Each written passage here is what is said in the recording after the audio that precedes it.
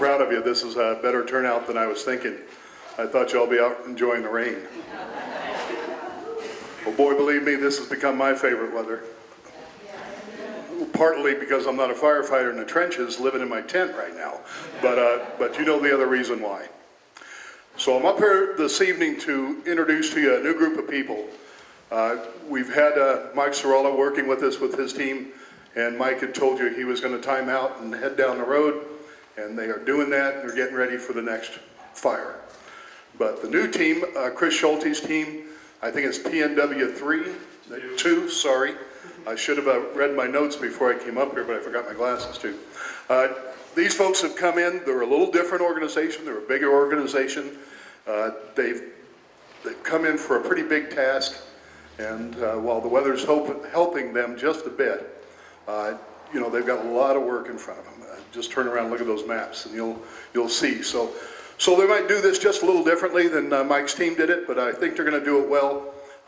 When I first walked into camp on the day of transition, this big old gruff bear of a firefighter walks up to me, shakes my hand, and says, "We're here to do anything we can to help you."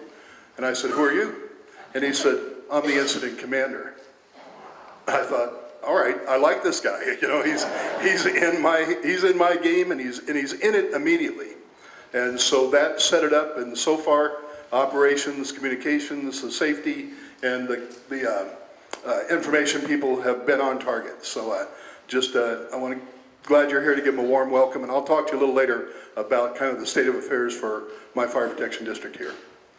Yeah. Thank you, Chief, and thank you everybody for coming out on Sunday. We want to apologize for rescheduling yesterday.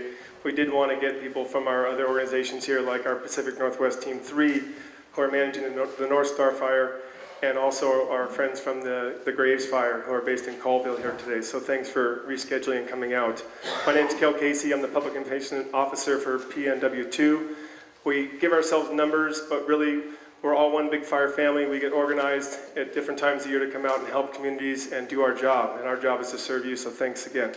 Our Deputy Incident Commander is here, Rob Allen. He's going to speak to you about the operational overview of the fires right now. If you don't have the ability to see that very closely now, afterwards, at the end of this long agenda, we've brought a lot of folks to speak with you. We'll have maps around, and we'll have breakout groups. So the goal of this is to give you a lot of information, and then at the end, just take a few questions for the good of the group. And after that, break out into much smaller groups where you can get your one-on-one time with the Deputy Incident Commander, the Sheriff, different organizations, our Ops guy, Lonnie, and have your questions really answered at the different maps. Okay, so Deputy Incident Commander, Rob Allen.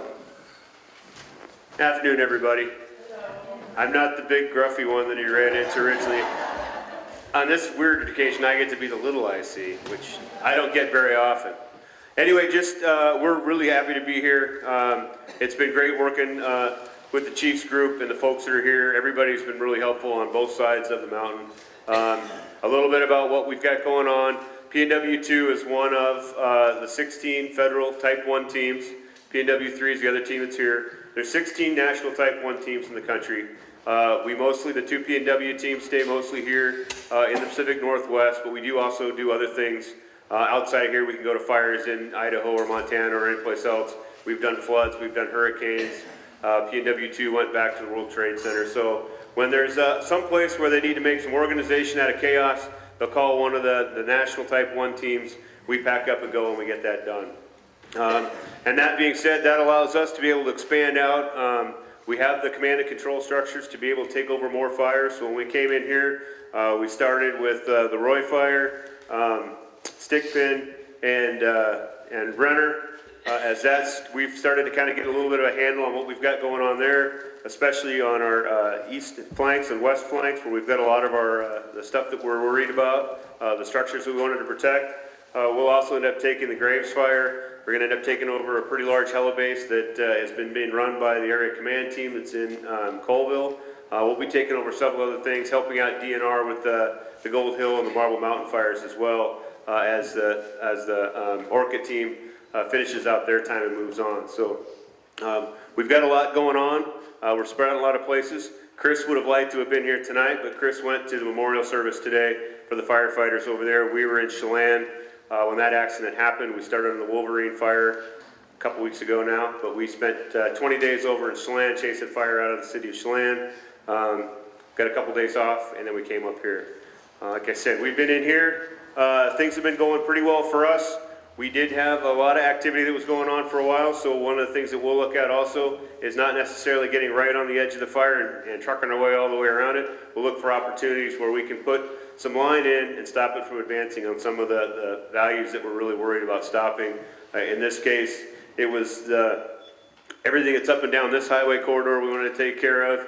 We're working on that top end, trying to take care of the town of Grand Forks and Christina Lake.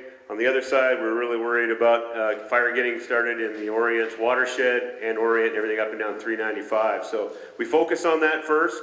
Once we get those things covered up, where we're feeling pretty good about those, then we can go start to look at some of the tougher places to get into, like that big area where you see the branch 4 in there, trying to figure out how we can get into that area, or if we're even going to go in there at all, maybe we're going to pull off and just let that take care of itself and find other ways to do that. And I'll let Lonnie explain what the guys are doing on the ground. He's one of our ops chiefs. He's been doing on this, having a good a look at it and coming up with a plan. With the federal teams also, with the bigger team, we are able to spread out our operations guys a little bit more. So we've had operations guys that are just looking at just one part of the fire. I've got one operations guy in each of those branches, and their job for the whole 2 weeks that they're here is try to figure out how to keep that fire from getting out of where we want it to be. And we've got some of the best guys at doing that. Lonnie's one of them, and I'll let him explain what the guys are doing on the ground. And actually, we'll go to our evacuation. We're going to do an evacuation update real quick so you get that question answered right off the bat this morning. And it's Ray Maycumber, and I think you all know him. Thanks. First, I'm really happy to be back up here in Malo. I've been stuck in Republic recently for a little activity that's been going on down there with the winds, and thank God that didn't happen the way that it was predicted. After the winds, we got a little bit of rain, we got a little bit of relief, and I was asked almost immediately to start dropping evacuation levels. I'm not going to do that yet, and the reason being is that rain is great, wind is not. We've been getting a mixture of wind and rain, and standing out on the sidewalk, you can see within about 20 minutes the wind can dry up and remove the rain that fell. And so I've discussed it with the emergency operations folks, the fire people that are working closely with us, and we're going to be reviewing those evacuation levels every couple of days, and we'll be adjusting them in an organized fashion unless the weather forces an immediate action need to be taken. And I've got all the deputies on standby, or have had for weeks now. But we've got plans in place. We've got some National Guard assistants. They're here working for me, so you know, to help us out with anything that we need. So we just pray that everything holds the way that it holds and gives the firefighters the opportunity to do what they need to do. Now, I did want to make one comment. It was brought up to me that on some of the documentation, it still shows a shelter is listed for the Republic School. That's incorrect. Red Cross has pulled up tent stakes, and they've actually been gone from the area for a little while now. For a short time, we ran the shelter. The search and rescue folks did, and it was converted into an emergency evacuation point due to the extreme potential of the situation that was brewing caused by the North Star fire. We still have plans in place that if all else fails and we have no way out, that we're creating safe havens for those who can't escape the community. But that's not something that we need to count on as a place to just show up and let the fire blow over. That's a Hail Mary pass, and we're pretty confident that we can protect those areas. But when we ask people to evacuate, we would like them to go far enough away from the fire because there's only so much space. Anyway, not to be so doom and gloomy, because things are looking up. They have been looking up, and we pray they continue to do so. Thank you, and that's pretty much all I have. Thank you, sir. Normally we would have a weather incident meteorologist here, and I believe with the erratic weather happening over the fire, we were having some microbursts, and when we have that, we have our specialists stay at their data center and relay out to our troops what's going on so they can react and adjust as necessary. And in fact, right in the middle of the streaming memorial, we were going to have a moment of silence for 3 minutes at 1300 today, 1 p.m. your time, and for the 3 fallen firefighters, and they had to delay that for a weather forecast out in the fire. So we'll move on to our operations professional.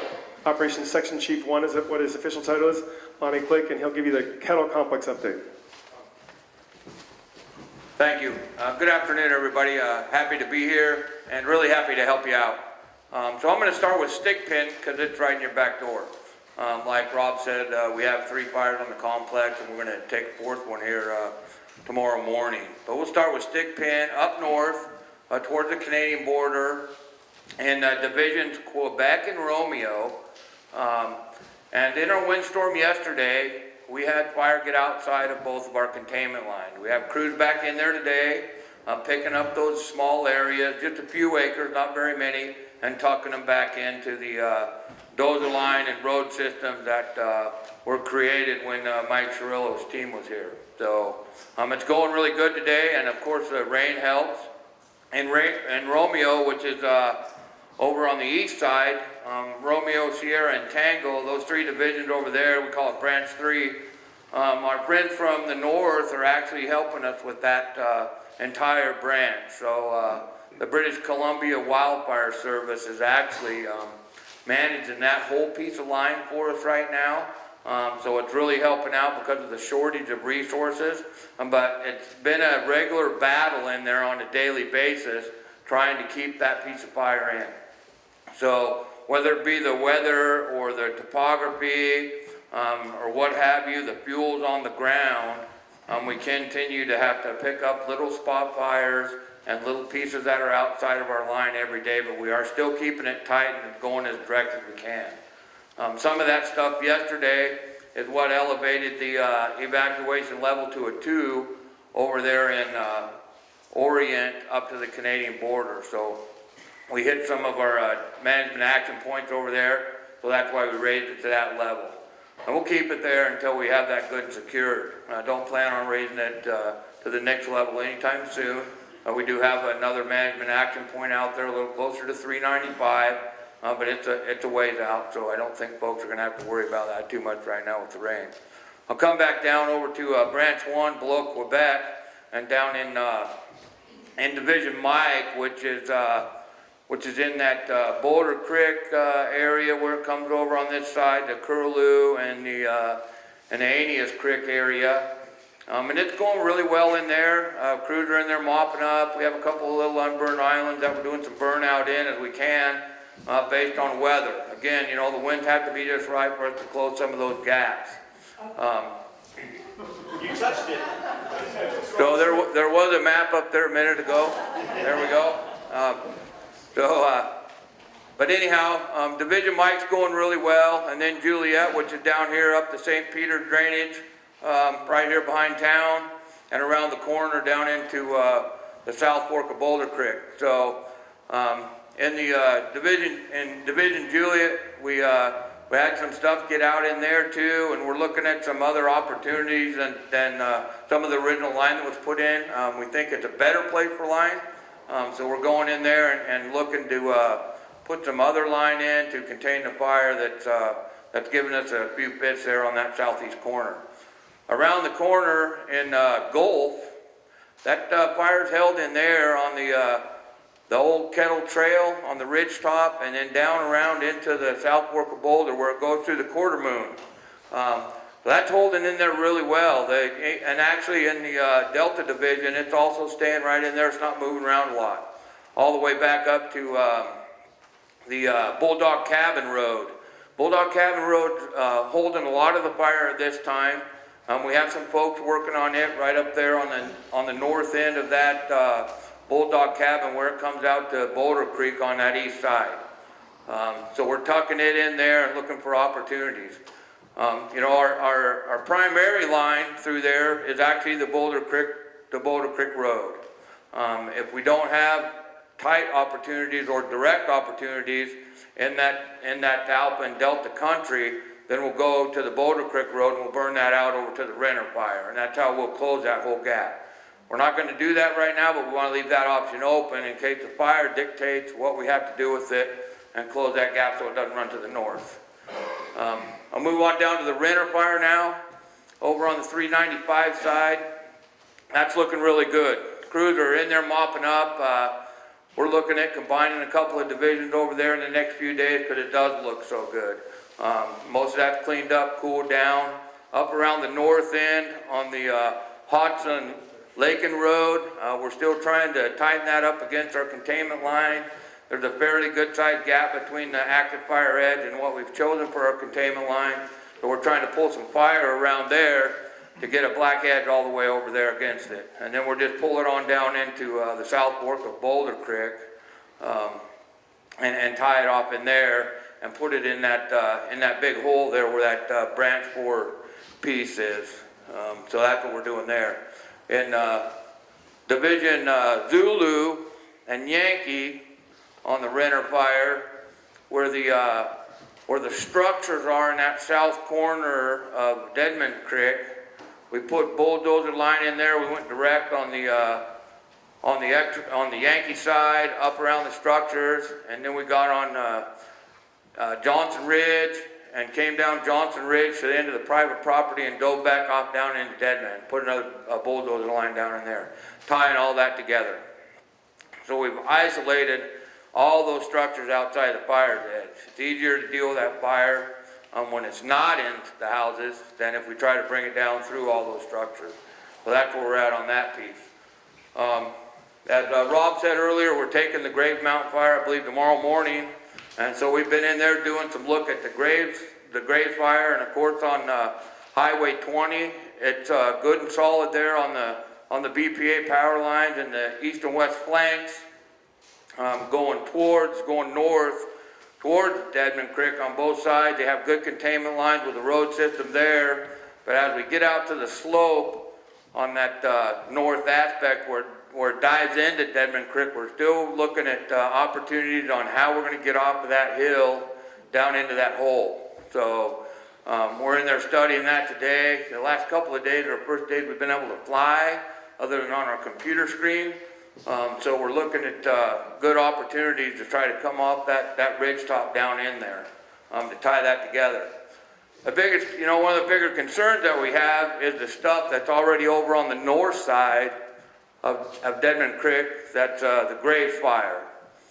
So that's a direct line back into those houses there at the southwest corner of the Renner fire. So we're trying to look at how we can deal with that and actually keep it out of those houses. We have a couple of road systems in there that we're going to try to go in there and do some indirect firing to put some good black line to hold it where it's at, and where we have opportunities, we'll go direct. Some of that stuff's already up in some of that big granite stuff, that big granite landscape, so when it gets into that big granite, it's really hard to slide dozers around on top of those rocks. But for the most part, things are going well for us. We anticipated a really horrible day yesterday, and it really wasn't as bad as we anticipated. So we come out of yesterday feeling pretty good, and we jump on those things that squirted out on us today, and we're going to make some good progress here in the next few days with changing the weather. So thank you again for the opportunity. Thank you, Lonnie. Next speaker is going to be the Public Information Officer, MarkVanEvery, from the Pacific Northwest Team 3. So they are another one of the 16 Type 1 incident management teams in the country. They're assigned to the North Star Fire, and Mark, it's yours. All right, thanks, Kale, and thanks for coming. Glad to have folks here, and we just wanted to give you an update on what's going on with the North Star Fire. Like the team that's been managing the fires we talked about earlier, yesterday was a much better day than we thought it could have been. Things went pretty well. They were able to hold most of the containment lines. I don't have a map other than that one, but up on the wall after we're done, we've got an infrared map that if anybody wants to talk about, we can point and look at a little bit more closely. We did have a small spot fire outside the lines to the north yesterday. The crew's been working hard on that, and we think we're going to pick that up and stop it from spreading any further, and certainly the weather today helped out with that. Also, a lot of work along the Highway 21 corridor, trying to protect the structures down in that valley. Did some burning out around some of those structures to try to make them more defensible should the fire push in that direction. And we'll continue to work on that going forward. Tomorrow morning, the team will take over management for the Tunk Block fire at 6 a.m. And so the team will then be managing a small little area of 300,000 acres of fire. One of the reasons why we're unable to do direct attack partially is the fire conditions, but it's also the amount of resources that we have, the number of people, amount of equipment. So the focus will continue to be on protecting people and property, and of course making sure that our firefighters are safe with what they're doing. As opportunities present themselves, and weather like this may help us, we'll be able to continue to do some additional containment around the fire. But first priority will continue to be strengthening those portions of the line that are putting people and property at risk. And that's what we'll continue doing going forward. Right now, the North Star fire, as of last night, was 205,331 acres. About 22% contained. We had about 950 people working on the fire as of yesterday, and I'm sure that number has continued to increase today. Our incident commander said that it was a great thing that we were going to be able to take over the Tunk Block fire because we were getting 300 additional firefighters. Of course, 100,000 acres comes with that, and so that's the challenge. But I think the firefighters are doing an excellent job trying to protect you, and we'll continue to do that. And as we see from the reminder today of the 3 firefighters who lost their lives, the most important resource we have out there is our folks, and want to make sure we keep them safe. So if you have any questions afterwards, I'd be more than happy to talk with you. I've got some updates in the back, infrared map there, and then up here in the front is an operations map of both of the fires. Thank you, Mark. We know you have your hands full. Community update's going to be from your Ferry County Commissioner, and that's Brad Miller. And we do want to apologize for misspelling Carey County. We know you're not in Carey County. That was just an oversight. We do apologize. Brad Miller. All right, he picked up on that before I had a chance to nail him with it. Thank you all for coming out tonight. I appreciate your patience with all of this, and I just want to say that I appreciate also the fact that people want to come out and get the accurate information rather than, we're starting to get a handle on, I think, the inaccurate information that we dealt with at the beginning. I think that's actually kind of leveling out. I see the sheriff shaking his head yes, so that's a good thing. So thank you for your patience. I want to echo what the sheriff had to say. From the county commissioner standpoint, we are working on the Boulder Creek Road. We had a little issue with the winds coming up the other day, dealing with the danger trees. And of course, we work with the fire folks. We're not putting our road crews out there if they're going to be put in danger, but we're working on having that road opened up as soon as it's safe. Other than that, I'll be around for questions later. Thank you. And a very familiar face in our fire camp, your fire chief who introduced us today. He's been with us throughout it's only been 4 days, and to us it feels like a little longer because we work basically all day and most of the night too. But Chief Foster Fanning has been a warm welcomer. He's a celebrity in our camp. He's always welcome, and you should be very proud of him. Celebrity, I can't even spell that. Mark, thanks for coming up. I didn't know you were going to be here. Please take back to Ed Lewis our thanks, and it sounds just like your chief that looks at Tunk Block as an opportunity, because I look at it as a big problem. But Ed Lewis is a guy I've handled a lot of fires to, and he's a great guy, and I've got a lot of confidence in him. Boy, this is complex. I tell you what, I've been on the beat here for almost 40 years, and I have never seen landscape fires. In fact, I never thought of landscape fires like that map behind me shows. We can't get around them. There's just so much fire across our landscape that, normally I thought of White Mountain as 21,000 acres as a large fire. And that was a tough fire. There were some hard firefights. Edius Creek up here a while back, 88, 6,000 acres. Tough fire, big fire. They're not big by today's standards. This is a hard going. And when you add everything in, what it's costing us, what it's taken out of us in time, the decisions that this fella has to make, hard decisions about how his community is going to be impacted, and then on the other hand, what the risks are. This is a tough time for all of us. So if you're feeling that, don't feel alone. We're feeling it too. We're feeling it at all those different levels. Watching the hospital trying to coordinate patients out, and watching the government trying to coordinate where will we go if we have to leave and still support our constituents. Watching the faces of the firemen yesterday as they prepared to make a stand in Republic. It was a tight morning. I'm asking those, myself and other chiefs are asking those firefighters to go out and do something real difficult. And we're trying to do it as safe as possible. So some good sides of this. Huge fires in the landscape, and how many homes have we lost in Ferry County? 0. That's right, 0.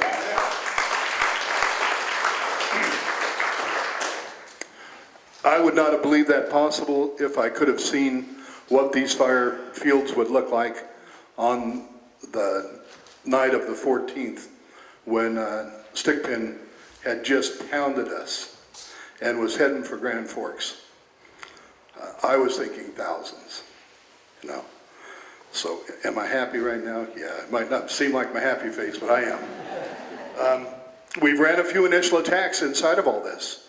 In fact, while I'm in Republic, smiling, I'm driving down the road like a goon with a smile because I'm using my windshield wipers to get mud off, you know. But rain hadn't hit Curlew, and we ran 6 acres up along the border. The guys caught it. It was caught by a mixture of Forest Service, DNR, my people, and neighbors. We're all in it together. So that to me makes a better team when we're all in it together. And that's what these big teams, PNW2, PNW3, that's what they are, pulling a lot of people together to take on some darn big problems. So I'll hang around. I usually take you outdoors to lean on my hood if you want to talk to me, but I'll grab a corner in here and be around afterwards. So thanks for coming out. Thanks.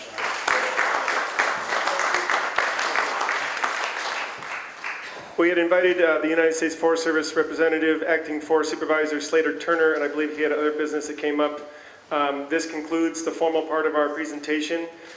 We also have our Deputy Ensign Commander Rob Allen going back to base camp to work on the plan finalization for tomorrow's operational period. Here comes Slater right here. And Slater might be... Yeah, just seen Slater in the park. Okay, great. So he'll be available for breakout.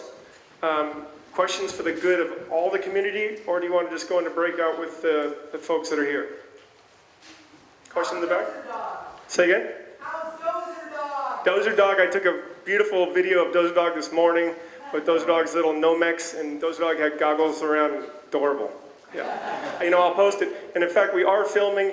We do a low-tech and high-tech approach on this team. Every fire we go to, we have our PIOs on the ground in your communities, posting things all around and being available to talk to, but we also post online. So this video will be there for your neighbors and friends who couldn't be here tonight. If you want to go to our Facebook page, Kettle Complex Fire. I know some of y'all probably think Facebook might be a little wishy-washy. You don't have to be a member. You can just type in Kettle Complex Fire, and I'll have this up sometime tonight when I get back and edit it in its entirety, so you can pass on the information. It'll live there on YouTube, and folks who couldn't be here can watch it. Slater Turner, do you want to say a few words? Okay, so he did make it over. He's been a busy man, obviously a lot of responsibility, and we'll pass it over to Slater. Right on time. Good afternoon, folks. Sorry I was late. I got caught up in some other things, but I want to thank you for coming out and finding, trying to figure out what's going on. And I challenge you to if you want to know something, ask. I think a lot of these folks here have given you their information and told you where you can find things. It's important for me, for you to know what's going on. And if you don't know what's going on, please ask somebody. I know there's a lot of rumors that fly around, And that's one of the things that this team is really focusing in on, is giving you the right information at the right time. So you'll know when and where to get this information, so that you won't be planning on false hope. So it's important for me, as I said, for you to get information. If you want to get something from me, the team folks know how to get a hold of me, and you can get that information. Also, if there's a desire for you to have another public meeting, please let us know, and we'll see what we can do to accommodate that. And thank you guys for coming out and trying to figure out what's going on around you, because it's important. It's important for me to know, for you to know what's happening. So, folks, again, I apologize for being late, but I wanted to get here so that you can put a name with a face, and that's important for me, so that you can figure out how we can best communicate. And if you got ways that from our perspective, if you got ideas of things that I can better communicate with you, the team can better communicate with you, please let us know. Okay, so since I came in and at the last, I didn't get an agenda or anything, but my assumption is that people will be around for questions, as will I, if you so desire to have that. So, folks, again, I thank you for coming here, because it shows one thing to me, that you care about where you live and what's going on around where you live. So, and we care about that too. All of us are not from here. I'm from Oregon, so but I cared enough to come here to make sure that you get taken care of as best we can. Thank you. So you know, and I'm not going to give you any false hopes. I'm not going to say everything you want you're going to get. Okay, you need to understand that. Okay, but I can tell you this. I can promise you this. We will tell you the truth. We will give you the information as we know. And it may not be the information you like to hear. Okay? Please know that. But at least you got it. And then you can do whatever it is you want to do with it for your benefit. Okay? So, thank you. Again, I apologize. I think Slater's right on time. I'll walk you through your agenda today. You have all the speakers who spoke on the front. The second page is a whole bunch of useful information, phone numbers, EOC numbers, and evacuation shelter locations, some websites, including ours. When we say INCIWeb, that's a national fire site that you can look at any incident in the country that's going on, whether it's your time of year for you in Washington, or you know that sometimes it's just California or just Colorado or just other places. So throughout the year you can look at fire incidents, including your own. And then page 3 is our Kettle Complex update. Our Paul Galloway in the back, he can raise his hand. We want to thank him for coming out. He's representing the Graves fire. He didn't speak today because Lonnie spoke to it, as it's coming to be ours tomorrow morning at 0600. But he's here for your questions about Graves as well as Lonnie is. And we want to make sure you utilize him. He also brought his own update from the Graves Mountain Fire back on the table. And then page 4 gives you an idea of how that Graves fire has moved a bit over South Dedmon, and what Lonnie was talking about in terms of how perhaps Stickpin and Renner might need to be joined together down the road, depending on what the weather does. So let's go into some breakout groups. You've met all the speakers. You can ask them directly. We have maps we can walk you through. And again, we want to thank you for coming out. Check out YouTube and Facebook later. And one thing from Mark. One thing that I forgot to mention. One thing I forgot to mention, we are planning to have a public meeting, and this is the first time some of these other folks in the room are hearing it, but on Tuesday night in Republic at the school at 5 o'clock. So if any of you are interested in coming to that, we'll be getting more information out, but we just scheduled that this afternoon, and certainly would welcome anybody who wants to come to that.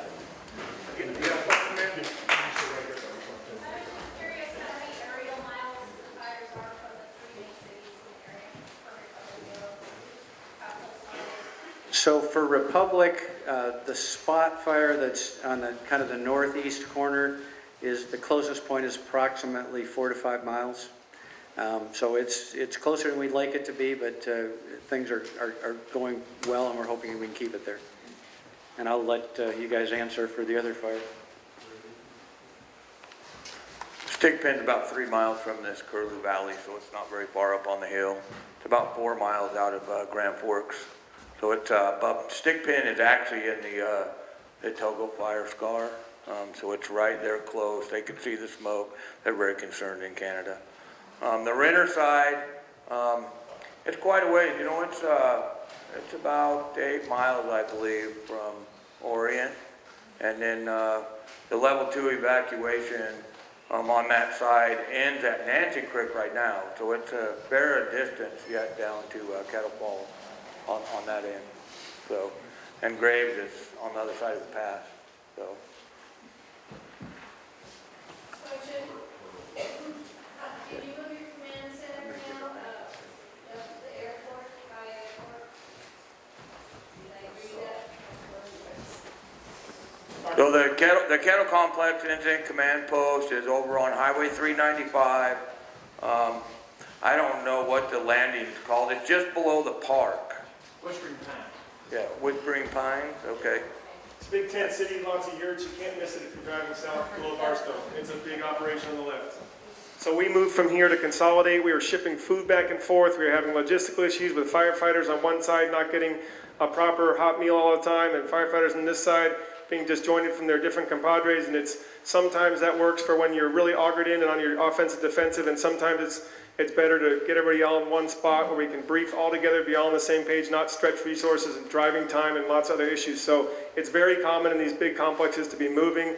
Right today, there's a team moving out of Chelan Falls to Wenatchee. There's a team moving from somewhere down to Omak, your team. I mean, it's very common for us because these are very expensive operations to support. Our biggest risk is driving and fatigue. A lot of firefighters die on the road going from A to B at the end of a 15, 16-hour day because they feel obligated to get somewhere else. And as much as we can consolidate, we do.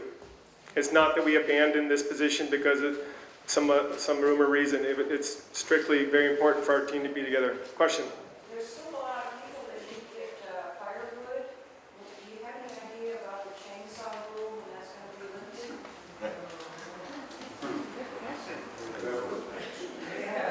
That's a great question. So how about this? I live in Colorado where it's rainy all the time right now, and I can't answer that, but I know that probably, should I? You want me to answer? Sure. I guess. If it's on forest land, that's up to the Forest Service, and that's a decision that they would have to make later on, I would imagine. It's going to be an unknown at this point in time. Good question. Yeah, in the back? I'd just like to clarify that the Hunter Shelter was reopened and it closed again today. So we're urging people to go to Colville. And we have resources there that we can open up more shelters if needed in Colville. We'll have that repeated on the loudspeaker so you can hear it. Hi everybody, I'm Gail with the American Red Cross. I'm a volunteer out of Southwest Iowa. Just want to let you know that the Hunters Shelter was reopened yesterday and it closed again today because we didn't have anybody staying last night. So we're urging people to go to Colville. If you need to evacuate, we have resources there. We have the ability to open up more shelters there. And so that's what we're urging people to do if they need to evacuate. Question? Is there a number that you can call, like I actually go to show up my house or obviously somebody's pets? Is there a number you can call to find out who they belong to?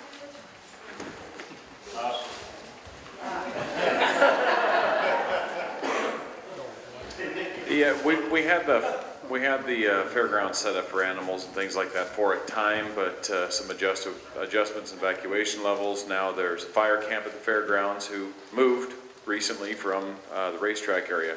But questions about animals found, strays roaming around, call the sheriff's office. Oh, go ahead. Hunting season is up on us in just a few days. Any comment on whether we can get it closed this year or not? You know, that's something that we've started having discussions on. Yeah, that's, well, you know, there are a lot of factors to consider. I mean, I guess it's a long way of saying we're not sure yet.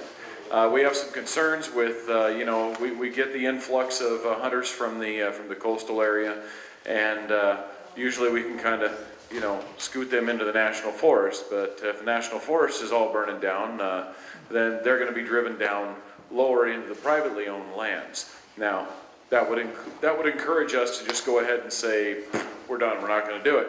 However, the other side of that is, a lot of the wildlife, the deer, everything have come down as well. We've had cougar sightings, we've had no wolf sightings, amazingly enough, down lower yet.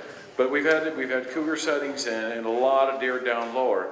And so there's a lot of considerations to make because there's not going to be enough feed. So is it prudent to use the hunting season in the lower lands to help control that population that would normally have a bigger area to spread out on? And so these are all just conversations that we're having in order to make that decision. So it's a long way of saying we don't know yet. It's gonna get really crazy. It is, and our situation's kind of going to depend on which way that call goes as far as I know just yet. I do stand corrected, Rob Allen was on a phone call, and he's here for a few more minutes of his time, so when we do get to breakouts, just keep that in mind. He will have to boogie. Yes, ma'am. I just have a question about the 911 reverse call that was on. I talked to some people and no one has talked to has. Okay, we don't formally have that system in Ferry County. Another agency has done some modifications to their system and kind of thrown some database information into it that's allowing us to use it right around the greater Republic area, and they're working on expanding that out. And that system, without going into the complicated parts of how everything works, if you look at it like there's a big circle, and within the circle, that's where it's going to go off. Generally speaking, that's true, but that circle is not necessarily all the houses within that circle, but all of the phone company switches within that circle. And so one of their switches might exist just outside the circle, but it services homes inside the circle, and so those people wouldn't be called. Whereas if the switch exists inside the circle and the homes exist outside, so you're going to get a kind of an area around the edges that isn't perfectly served. And that's something that we're working on with the county that's helping us out and trying to get that refined more. And if you're within an area that, according to our media or whatever we're pushing out, indicates you should have gotten a call and you didn't, call the sheriff's office and just say, hey, here's my phone number, here's my address, I didn't get that call that everyone else did, and we can track those down individually. Now, so far, we've only had about 5 or 6 people within those areas that haven't been caught. And so understand we're building this database, or they're building this database for us on the fly, getting as much done as they can as quickly as they can. Anything else? Should you just keep the mic right here? Good. I'm wondering what the air support is looking like. Oh, hey, that's not me.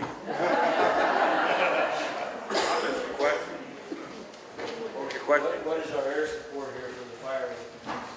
So we have a mega heli base down below Colville that's got all kinds of aircraft in it. I can't tell you how many are in there. In the Kettle Complex, we have 3 assigned right now, and then the Canadians are offering up 7 for us. So we have a significant fleet of aircraft right now in the area. So can I step into that just for a minute too? You know, so what happens there though is prioritization. You know, so that little gap in between Renner and Stickpin, not a priority because homes are being lost. So when we first got this fire, we were not a priority.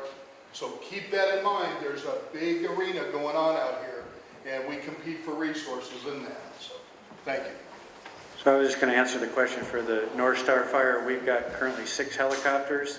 The good news when we have weather like this is we get rain. The bad news is it's tough to fly helicopters. So there's pros and cons, but we have them available, and when conditions are right, we'll be using them. These are great questions. Any more before we go to breakouts? Okay, so let's take some time. We'll be here as long as you need or want, and of course some folks will have to leave, so, but I'll be here to the end. I believe the sheriff and some other folks, so thank you for coming again.